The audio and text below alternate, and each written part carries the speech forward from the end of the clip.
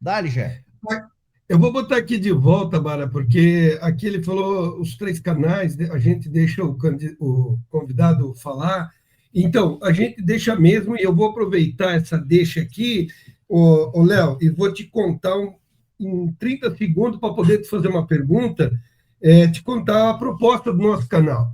O nosso jogo aqui, cara, é trazer gente relevante, com conhecimento relevante, para a gente reforçar o nosso argumento, o nosso conhecimento e o nosso debate para as lutas antifascistas, né? Então, original, esse programa estaria acontecendo num domingo, como a gente já falou, repetiu, e mais uma vez, nós estamos fazendo hoje pela edição dos 1.000 inscritos e comemorando, fazendo essa conversa aí com o deputado que tem um mandato dedicado ao antifascismo, o Leonel Hadi. Então, o nosso jogo é trazer informação e a tua explicação ali, a partir da pergunta do Paulo e a outra, o que é fascismo, é isso que a gente precisa para reforçar os nossos argumentos, porque é preciso reforçar, debater, e a nossa audiência, se tu consegue acompanhar ali do lado, eles passam o tempo todo ali participando com a gente, conversando, mandando. A gente sempre teve esse jogo de trabalhar com a audiência, tá? E aí a gente sempre agradece esses 1.000 inscritos, é porque essa gente está com a gente. Dito isso, deputado, o jeito do nosso programa, eu gostaria que você nos falasse a partir de uma tese que eu tenho, e por que você falar sobre isso? Os grandes homens que alcançam os grandes postos são aqueles que conseguem explicar coisas que são complexas ou que não são acessíveis a toda a população. E você tem esse dom. Tanto que você foi comparado antes ao Boulos, ao Lula. Olha que honra. Então, é isso. Então, como você tem esse dom de nos explicar de uma fala fácil, simples, fluida, eu quero te apresentar uma tese e queria que você comentasse sobre ela. Vamos lá. 2013, como você mencionou, é o estopim, é o momento que o fascismo põe a cara para fora, mas todos nós aqui, inclusive a audiência, quem está nos assistindo, talvez também, sabe que o fascismo é algo que é do ser humano, o autoritarismo está nos seres humanos, precisa fomentá-los. A guerra híbrida, deputado, você é um cara que consegue disputar pelo principal canal de hoje, que é a internet. Queria que você comentasse com a gente o quanto essas pessoas são realimentadas por essa guerra híbrida e a importância desse canal, de outros canais como esse, de a gente estar sempre se manifestando para mostrar o outro lado. Vamos falar um pouco de guerra híbrida, deputado? Para mim isso é central nesse momento e me preocupa muito, por exemplo, o processo eleitoral do ano que vem. Na medida em que, se a gente não tiver uma regulamentação realmente perene, né, não a atuação do STF, ou a atuação do TSE, ou a atuação dos TREs, ou não, eu digo assim, ó, tem uma normatização e seja efetiva. Se nós não tivermos isso e ficarmos na dependência de decisões judiciais, isso pode ser muito preocupante. Porque o que acontece?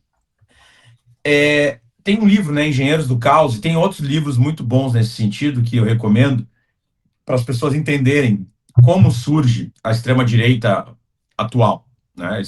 Eu vou chamar de ultradireita, mas enfim, Steve Bannon, né, para mim é o ponto central. Se tem alguém assim, vamos pensar alguém para esse cara aqui, tu tem que entender o que acontece a partir, né, é o Steve Bannon.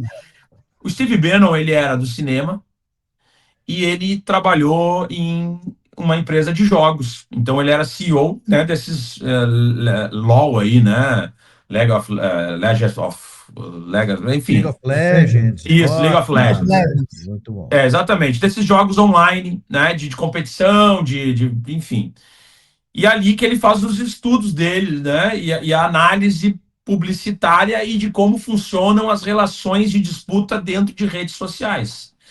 Então, essa nova extrema-direita, ela já nasce moldada a partir de uma lógica das redes sociais, que são empresas capitalistas, né? Todas elas aqui, o YouTube, a Meta, né? Enfim, são pequenos, são oligopólios, né? Ou monopólio mesmo, mas é um oligopólio. Então, Antigamente o Twitter, agora o X, mas é o mesmo conceito, muda um pouquinho a dinâmica, né? Tem o Reddit também, que é de discussões de chat. Mas o que que acontece? A extrema-direita, ela nasce aí. Esse é o ponto central. Ela nasce dentro da rede social. Ela se expande e compartilha e tal a partir das redes sociais. Por que que, 2013, muitas vezes a esquerda chamou de Primavera Árabe e tal, ou a Revolução Laranja? Porque isso vinha pela rede social, né? Isso era transportado, principalmente do Oriente Médio, para cá. E naquele momento se tinha uma visão que aquilo era, né, o fim da opressão no Oriente Médio, do patriarcado, do machismo, né, dessas coisas fundamentalistas e tal. E no final se mostrou que não tinha nada a ver. Né, que a extrema-direita ficou mais forte ainda no Oriente Médio e aqui no Brasil, que aquilo que era revolucionário virou a entrada da extrema-direita fascista. Mas entrou por uma lógica de rede social. Então, para tu ver a potência que tem a guerra híbrida, que é justamente isso, né? Não é o tanque, não é o fuzil. Isso acaba, às vezes, sendo lá na parte já, né, final do processo. Mas ele, Um parêntese, por favor. Ó, com essa você nova travou. dinâmica Um de parêntese, Miguel. impulsionamento e de engajamento. O, Diga. o nosso agora vereador aqui em Balneário Camboriú, o 05, O o rato misojólido. rato misogólico. Parabéns, cara. É, Parabéns. Dois parabéns. neurônios ali que não conseguem se comunicar, demoram uns 30 minutos para chegar no eles não fazem o contato. Ele fazia a comunicação dele nos joguinhos de LOL. Ele streamava, como o streaming, né? Isso aqui que a gente faz, ele fazia com o joguinho de LOL e ele comunicava com a turma, a candidatura do pai dele, à época, a primeira, ele comunicava por ali, com essa piazada. Era uma coisa de louco. E eu sou louzeiro, eu tive LAN aqui e tal, então eu conheço essa turma. A piazada ficava alucinada porque o filho do candidato a presidente estava conversando com eles enquanto jogava. Híbrido total, sabe? Permeando, era a Matrix refeita, né? O agente Smith operando dentro da lógica da guerra híbrida. Foi assustador. Desculpa, mas era só um parêntese dentro dessa lógica de comunicação. Dile. Não, mas é isso, e aí tu pega um universo que é extremamente machista, misógino e tal, né? E aí tá feito.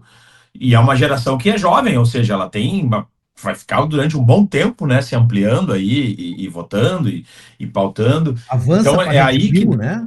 é. Avança para a Não, Red Pill. e tem outra questão muito importante em relação a isso, que é o surgimento dessa extrema direita. Ela surge através da sátira. Então, na Itália, principalmente, né, o movimento Cinco Estrelas ali, que é o que vai pelas redes sociais, digamos, é o primeiro movimento, talvez, que se expande pelas redes sociais e que gera um partido político, né, que é antissistêmico. Tipo assim, contra tudo que está aí, né? Depois a gente vê aqui, entende? A coisa. E ele nasce principalmente do físico, um cara ligado a cálculos matemáticos e tal, e um humorista que fazia stand-up comedy, que é justamente o que a gente vê. A extrema-direita, ela nasce numa lógica pitoresca teatral, de certa forma. Que é o quê? É alguém que é o politicamente correto, que é estranho, que quer se chocar com aquele que é o arrumadinho, entendeu? É só a gente observar, se a gente parar 2 minutos para analisar, às vezes eu falo isso e as pessoas ficam, é mesmo. É só tu observar as principais lideranças hoje da extrema-direita mundial. Cara, são clowns, são palhaços, não no sentido pejorativo, palhaços no sentido ou o Trump que pinta a cara de laranja, é o Milley que usa uma peruca, é o Bolsonaro que usa, sabe, que é um cara que tem os dentes tudo com a boca toda torta. Tu entende? Porque esses caras eles passam a ideia de que são acessíveis, entendeu? Que são contra o sistema, que eles falam são autênticos, entendeu? Que falam aquilo que ninguém teria coragem de falar, eles vão lá, encaram, então vão processo e vão contra o politicamente correto, e são antissistêmicos, e é o cara que vai poder mudar essa questão dos ricos, né? Daí eles viram o antissistema, justamente eles que são o sistema e roubam pra caramba. Mas eles performam como alguém que está contrastando, que não vai ter uma conversa padrão da política, que é o esperado da diplomacia. Não, eles vão romper essas relações, e aí tu pega todos esses ressentidos, toda essa galera que adere a esse processo que é pensado. E aí entra fake news, né? Tu tem que demonizar um determinado grupo, tu tem que criminalizar um determinado grupo, e depois tu lança o cara que vai salvar contra esses inimigos da sociedade, esses caras que... Então é esse o processo que a gente vê que tem relação direta com a guerra híbrida e com esse controle de rede social, porque daí tu não precisa mais ter a televisão, tu não precisa... É um celular na mão e vai embora, e aí tu começa cada vez, pelos algoritmos, o conteúdo acaba ficando cada vez mais nucleado. O cara começa a acessar aquelas coisas pitorescas de teoria da conspiração, da vacina não sei o quê, que o paracetamol, bababá, e ele começa a clicar e começa só a ser informado a partir daquela bolha sem nenhum contraponto. E aí ele fica radicalizado, porque, enfim, ele já tem uma questão de dificuldade né, daquele analfabetismo funcional, tem vários outros pontos, né, que a educação não foi emancipadora.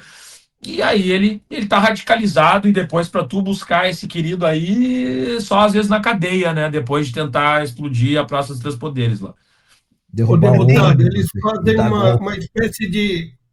eles fazem uma espécie de clown, né? Ou um anti-clown, e essa personagem fica caricato, né? E é isso, a Vera Gotti falou aqui, ó, Bolsonaro comendo farofa, né? Aquela cena ridícula que foi montada, que depois vazou, os caras montando a cena e tal, né? Esse anti-clown, né? Essa coisa performática. Não, é o clown mesmo, só que é um clown... Porque, o que eu vejo, às vezes, a esquerda se perdeu em alguns aspectos? A gente ficou muito panfletário, muito certinho, muito chato. Vamos ser honestos. Tu posta um troço, vem sempre... Ah, mas faltou o termo isso tal, tu não botou a letra tal do LGBTQIAP+. Entendeu? Desculpa, mas é verdade. E eu vou te dizer, essas pautas são pautas liberais, não era nem pauta de esquerda. A esquerda sempre pensou de forma ampliada, a luta antirracista dentro de uma luta de classe. E eu acho que tem que ter, a gente tem que ter a luta anti-misoginia, tem que ter a luta anti-LGBTfobia, tem que ter a luta antirracista, porque, claro, as pessoas têm demandas que não estão necessariamente influenciadas pela luta de classes. Perfeito, então tá certo. Só que quando a gente subverte a lógica e a ordem das coisas, a gente acaba virando um bando de chato que é facilmente encaçapado pela extrema-direita, que bota uma mulher falando contra o feminismo, que bota um negro falando contra o sistema de cotas, que bota um LGBT dizendo que não existe homofobia no Brasil, entendeu? E aí tu fica assim, lugar de fala, como é que tu, que não é do grupo, vai poder falar? Porque tu cria um problemão, entendeu? E aí a gente perde o discurso porque a gente vira um bando de chato, na real. Essa é a real. Entendeu? Inclusive, vou cortar aqui o Géser rapidinho, né? Inclusive, eu acho interessante você ter falado do lugar de fala, porque hoje, como todos nós temos assim muita consciência de onde nós estamos, o que nós podemos falar, fica muito difícil a gente, de repente, emitir uma opinião sobre um determinado assunto que não é o nosso lugar de fala. Eu acho que isso meio que ajuda a criar mais bolhas. Tá? Não sei se você concorda com isso. E não, Sim, desculpa. Não, só um ponto sobre o lugar de fala. Isso já foi até debatido por alguns pensadores que, inclusive, defendiam lá na raiz a questão do lugar de fala. A questão do lugar de fala, para mim, é muito bem resolvida. É no sentido seguinte: eu não tenho determinadas vivências que uma pessoa negra tem, que uma pessoa LGBT tem, que, né, uma mulher tem. Não tenho, eu não posso dizer, é assim que funciona, né? Porque eu não sei, nunca bateu em mim isso. Agora, eu posso analisar questões a partir do meu lugar de fala, entendeu? Olha, eu que estou vendo dessa realidade aqui, compreendo dessa maneira. Mas durante muito tempo isso foi um impedimento. Existiu um cancelamento. Se tu tentava te posicionar sobre determinadas pautas, cara, acabava a tua vida. Entendeu? E isso, como eu digo, como tu falou, eu acho que nos transformou em mais bolhas, e as lutas foram ficando cada vez mais. Mulher só luta com mulher, negro só luta com negro, gay só luta com gay. E, cara, e aí isso fragmentado é muito fácil de dominar, porque tu não dialoga, um vai disputar com o outro, e assim vai, né? É a lógica do dividir para conquistar, né? Bom, como você não me conhece, a dupla aqui já me conhece, né? Eu vou fazer assim. Em primeiro lugar, eu gostaria de falar que eu estou surpreso que o Olavo de Carvalho não fala mais nada há algum tempo. Tá? Como a Vera Glaucia colocou, eu tava é estarrecedor o silêncio do Olavo, né? Eu diria que é esclarecedor o silêncio do Olavo. Eu acho que é proveitoso.